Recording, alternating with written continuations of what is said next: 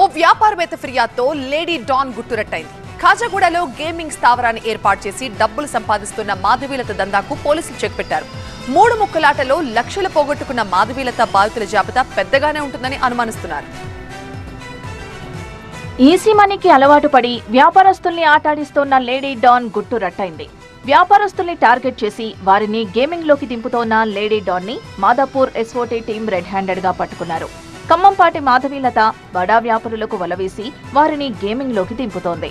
Rayadurgam PS పరిధిలోని కాజాగూడలో గుట్టుగా ఈ గేమింగ్ స్థావరాన్ని ఏర్పాటు చేసింది. గత కొంతకాలంగా ఈ దందా నడుస్తోంది. వివిధ ప్రాంతాల నుంచి ఫంటర్స్ ను పిలిపించి పెద్ద ఎత్తున గేమింగ్ నిర్వహిస్తోంది.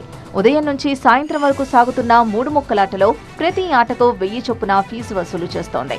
ప్రతిరోజు 100 నుంచి 150కి పైగా గేములు నిర్వహించి పెద్ద ఎత్తున డబ్బులు సంపాదిస్తోంది. వారికి ఇంట్లోనే మద్యం కూడా సరఫరా చేస్తూ అసాంఘిక కార్యకలాపాలకు పాల్పడుతోంది.